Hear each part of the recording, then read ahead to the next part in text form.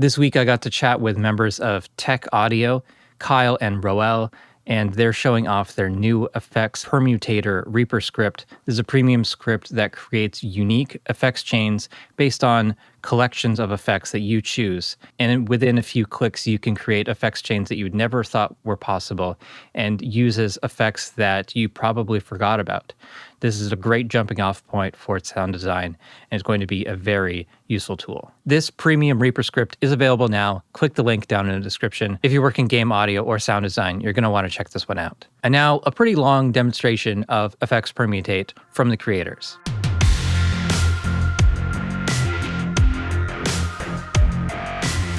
FX Perm does a lot of things, but it's essentially basically like a VST exploration station is what I like to refer to it as.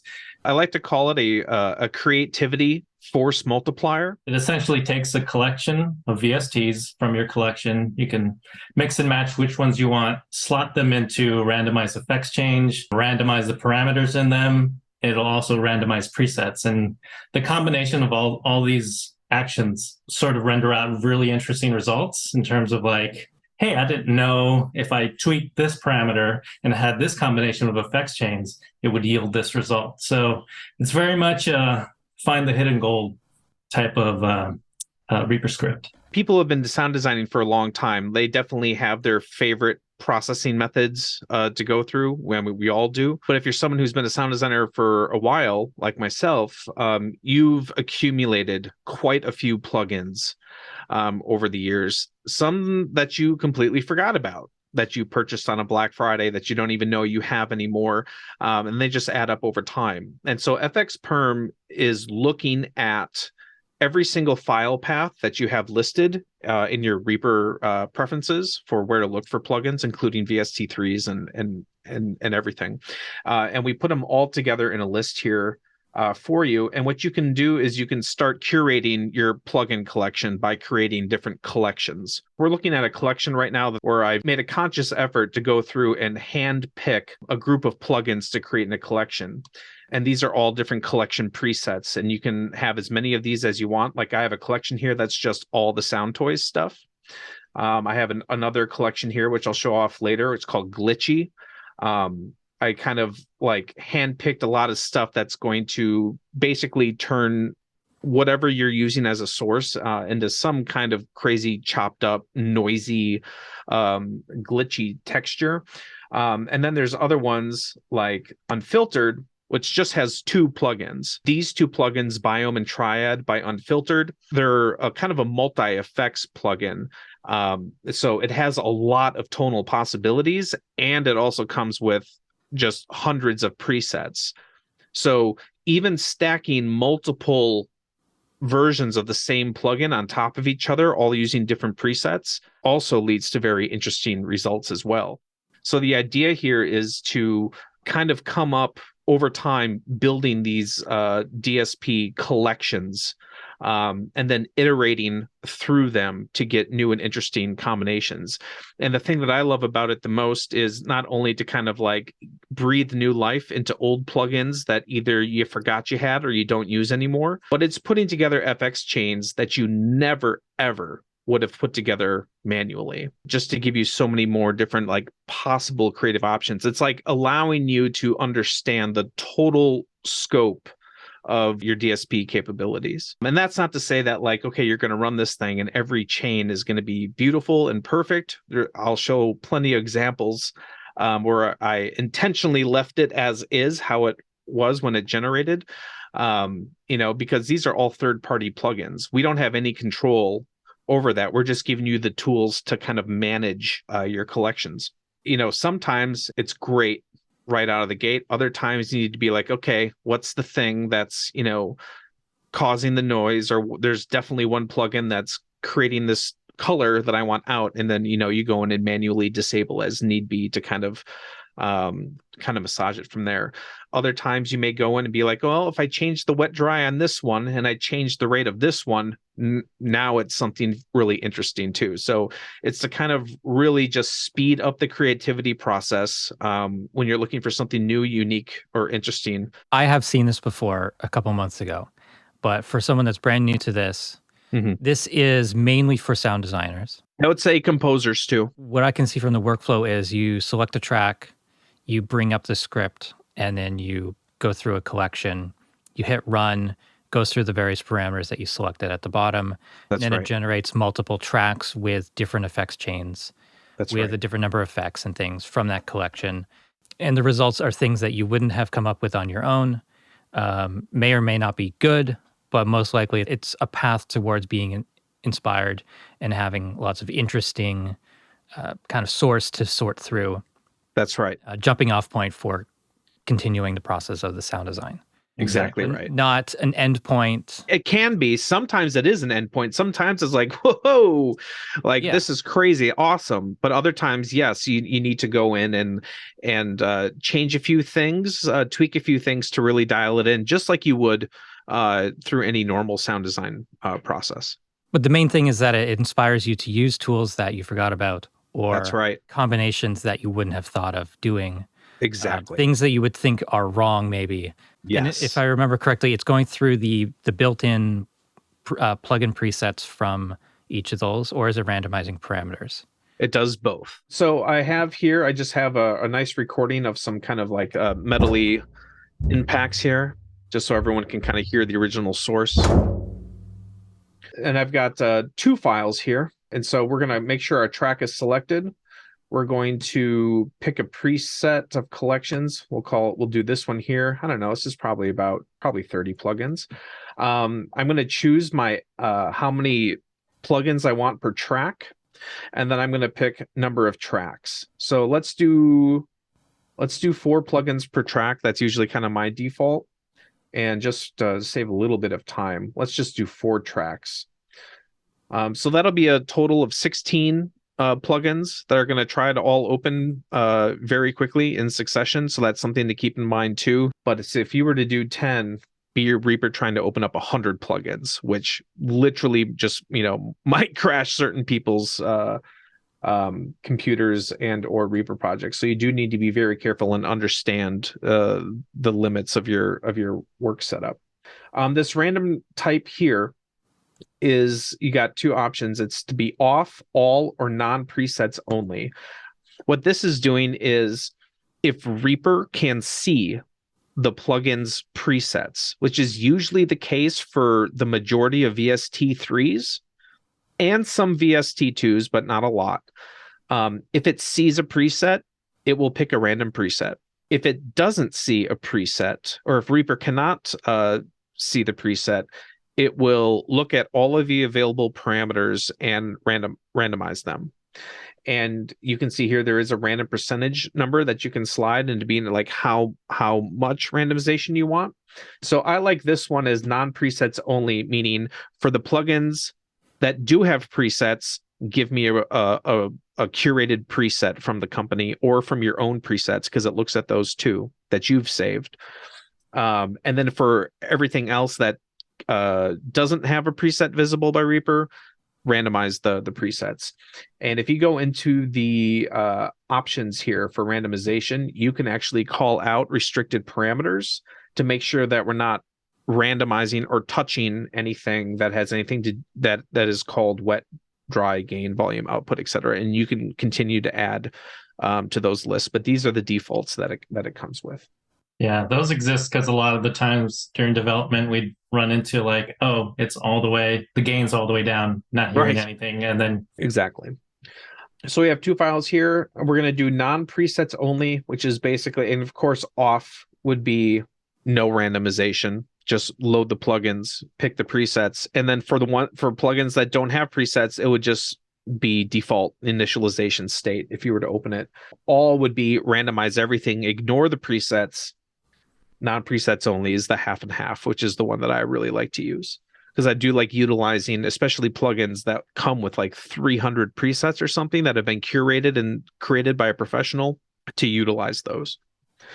So let's go ahead and hit run. It's going to ask you if you want to run it on the track, meaning that like basically any items in this track, go ahead and include them in the run. or you can do it on a very specific media item. In this case, we have one media item selected here. It would just take that item through the process versus everything that's in the track. But let's just do track. And it's going to start doing its thing. And it has a log here, and that's going to show you as it's going through. I'm just realizing now I do have a lot of other projects open right now with other plugins. So it all depends. Like, do you have resource intensive plugins in your collection, or do you have, much smaller ones? We'll definitely determine the runtime. So we're finished here, and it shows you right here in the log. You can tell if there is preset followed by double quotes, that means no preset was selected for that plugin. If there is a name within the quotes, that means there was a preset that Reaper could see and that a preset was selected. So this is for finished permutating. You can move this out of the way. You can go ahead and look at the mixer, and you can now see the 4 chains that have been created. They are all defaulted to being off, and that is very much by design. As you know, some plugins are source noise generators themselves or feedback into themselves, or you may have, created some kind of FX chain that, has a massive reverb tail into a feedback loop, and things can get crazy. So you can turn that off, but we do recommend that you keep that enabled to protect your ears. That's what a run looks like. It created new tracks, all labeled with a prefix of FX Perm, and then the number of the track, and then followed by R1, which just stands for run 1. If we were to run it again, you would see R2. So it can kind of keep track of your number of runs in a particular project or a particular session. And then we have a color. We just color it to kind of separate it out, because you can run this in the middle of a complicated project if you wish. I always like just running it from an empty project, just for sanity's sake. But everything is designed to be very identifiable, that that your project has changed. And we have a region around each thing, and then you can tell in the region name it is a basically a printout of the chain itself. And now this is for in case you wanted to wholesale just render everything out, or if you wanted to keep in mind what this was, you can use the region render matrix to use region name and render out your files that way, and always have a record of what this thing was. So if we go to the clean option, we can clean the selected tracks, or we can clean all. And when you clean all, it's going to get rid of all the tracks, all the items, and all the chains, and you're left with where we were before we ran it. And then you can run it again, run it on the track, and now it will generate an entirely new permutation from all the plugins in this collection. So now I've ran this a bunch the last couple days, and I have some saved projects where we can kind of go through some of the examples on some of the different outputs from different collections. This is just a recording of Leaf Fully, just generic random Leaf Fully. So this was a run. Looks like it was run 2. And this is what it sounds like. You can see, very noisy. Let's go ahead and turn off the culprit.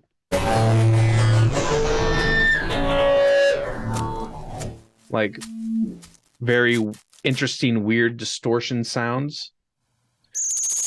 This one. Turn off the culprit. So now, like, if I'm doing this and it's like, okay, what is creating all the crazy noise? I would go into my collection. I would find this, I believe this was glitchy. I would find this guy and I would remove it.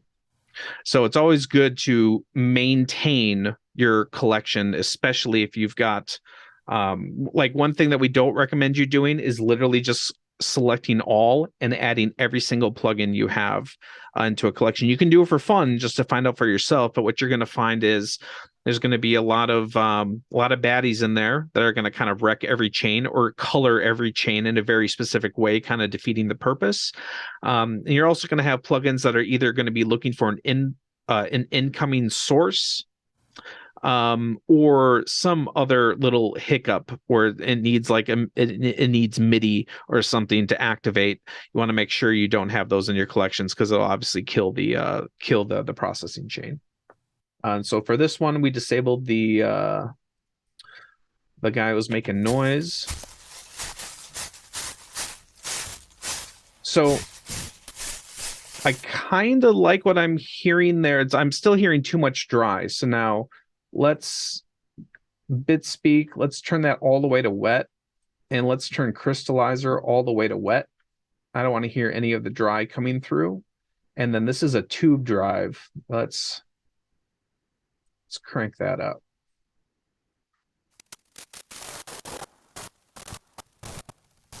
It's kind of interesting, kind of turned it into some like radio static. There's some pitching going on too. I would probably like render that out and make it mono. These are back to our metal impacts here, just the source again. It's a lot of this kind of stuff.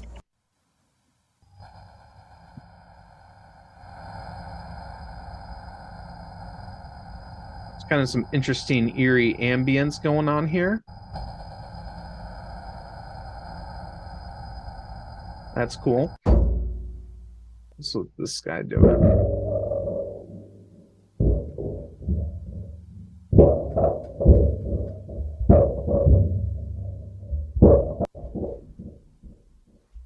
That sounds pretty cool. Yeah. Well, this is kind of like an interesting like sub. I like the little growl it's putting on at the end. We got another project here. So one thing that I like to do is have multiple different source files. So we've got the wooden or the metal impacts here, and then we also have the dry the leaf Foley here as well. So you can kind of have two completely different source materials, and so you can kind of check it against or have one chain and then kind of check it at two completely different types of sources. And so this one was run using this collection, the unfiltered collection. It's just two different plugins are part of this collection. So these multiple of the same instance of the plugin are stacked on top of each other. Let's see what we got here.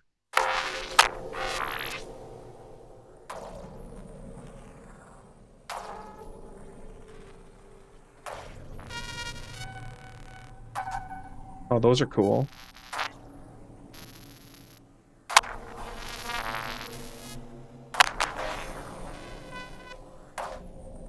Nice. All right, let's go on to the next one.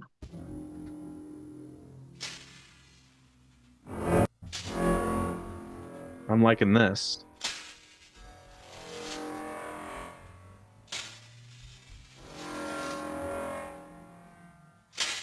Sometimes what I like doing too is like kind of like taking a chunk of it like this, taking it and just kind of, I already kind of did it here, but I'll do it again. Taking it, splitting it all up, spacing them apart, give it some breathing room, and then kind of really hear what the chain is doing.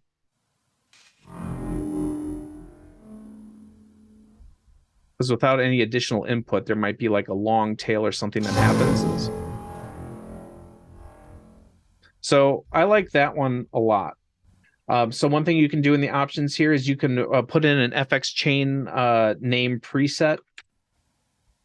We'll just put in today's date like that and specify an FX chain file path. I believe it defaults to where they live in Reaper normally. And you can just very quickly save the chain. You can save all or save selected. And then kind of create a collection of some of these that you really like. Another one here, I think we used voice. I think it's just me saying this is a demo. This is a demonstration of All right. Lots of great different vocal processing opportunities here.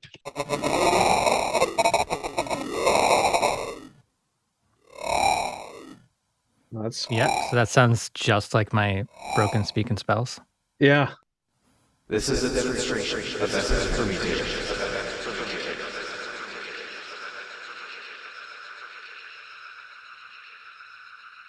I like the tail that one created. And then we got this guy. This is a demonstration of FX Permutator. So these were all generated on first run. I didn't touch any of these. This is a demonstration of FX Permutator. That one's a little bit more subtle. Of FX Permutator. Nice little radio flange going on. This is a demonstration of FX Permutator. And what's this one? This one is ultra pitch, fresh air, some Valhalla shimmer, and little radiator. That's not bad. This is a demonstration of FX Permutator. Kind of has that like sci-fi computer voice effect. Yeah. That was one run, and you have all of these options now, and you can save them. You can go in and you can tweak the chain how you would normally tweak it to dial in.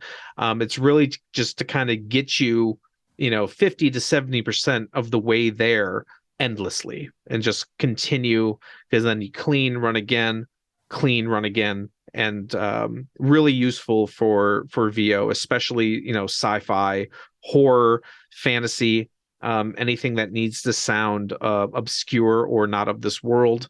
It's just a great way to kind of see what the total range of your plugin collection is, because without tools like these, you're making manual decisions about every plugin, or you're opening a chain that you had saved previously, or something that you've been using for years.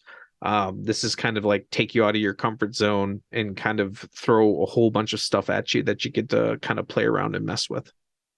Let's look at the tools page and see what else we can do once we've already processed this once. So we just ran it. Let's go to the tools tab. And then from here, you can save your chains, and you can shuffle the chains as well. As you can see, that's happening right now in the mixer. And if we open up all these guys, we'll make sure we'll have the right track selected. And now you can randomize the params once we select it to all. And now you can see the plugins. See now why low air doesn't work? I don't know. I think it might be a visual display. And so that's kind of like the one thing to take note here, is that every plugin is different. So some just all the parameters and the presets update visually, and you can see the change. Other times it will change the preset, show you visually that the preset is changing, but the parameters won't move. And other times it doesn't look like anything's moving, but then when you click on the plugin, it will auto and freshen update, and that varies across all the different plugins or different types of plugins that we found. Yeah. Can you do me a favor and click the UI to change the UI on low air, Kyle, and then run the randomized parameters again? Yeah, that button right there. Yeah, and that's so great. It's just a visual refresh on the VST itself. Yep. So you are getting sonic changes. You might not just see it until you refresh the UI. I don't even think this updated either yet. So yeah, you can see it on the finickiness of your VSTs. Yeah. I mean, Wave's only had 30 years to figure out how to write a VST. So. And you can see here as the random percentage goes up, more drastic. The more they move than from the more slider value. movement, and we can bring it all back down to 15, like so. Super cool. Yeah, it's very much a noodle around, explore, figure out new ways to incorporate the plugins, like maybe that you wouldn't expect to work well, or add something new and interesting to your workflow. Yeah, I imagine you could, you feel like you need a break from working on something, you need to load this up and do like 10 tracks and then let it run. And when you come back from your break, give it a preview and find something cool. Exactly. Yeah, no big deal. Exactly. Right. Because if they're all stinkers, not a big deal. Clean it up, run it again. I originally had the idea in 2017. And then by around 2018, 2019, I had a very, very poor man's version of this idea. It wasn't even remotely close to what we've developed at Tech Audio. But even back then, where I had to manually type in the name of every plugin that I wanted in my collection, and I had to go in and manually type in the names of every single preset that I wanted to be included because I didn't know what I was doing or how to properly develop this. Yeah. I still used it all the time, and I can't imagine not having it now.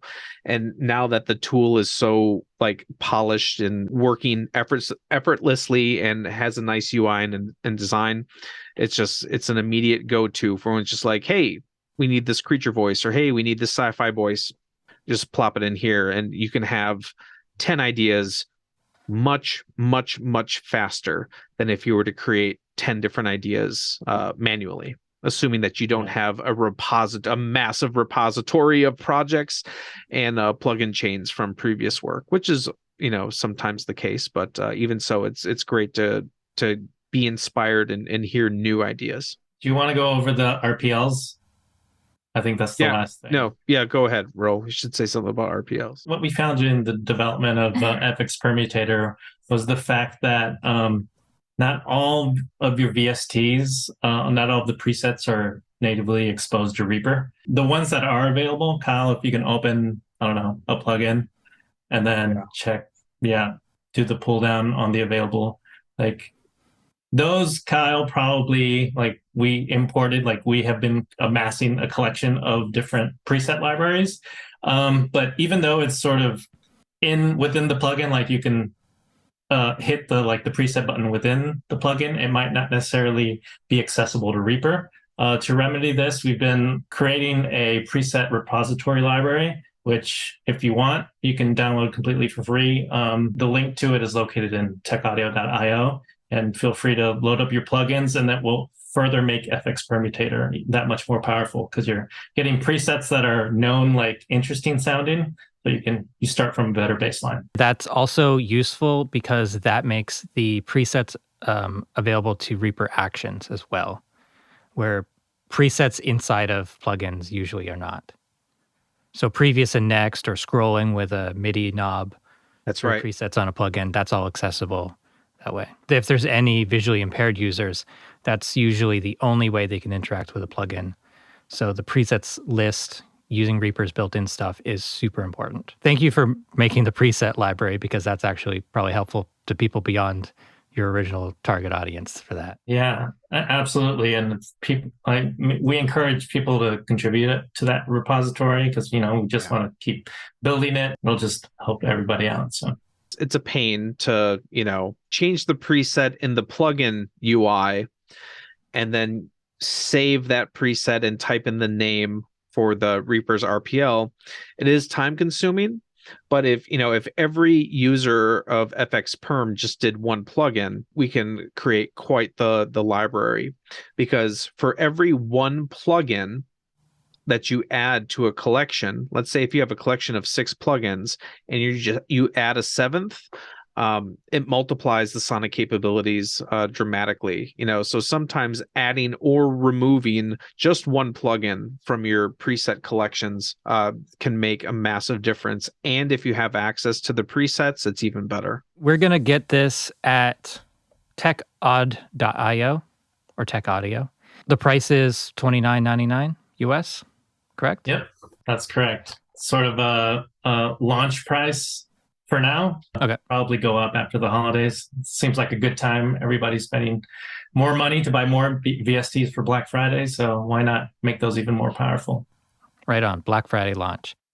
So there you go. I hope you found this interesting. If you did, click the link down in the description to try out FX Permutate for yourself. Thank you to Kyle and Roel for spending some time with me this week and to show us FX Permutate. Thank you so much for watching. Please subscribe to the channel if you haven't already. Follow me on Facebook and Twitter. Support the Reaper blog through Patreon. Visit reaperblog.net for a lot more tutorials.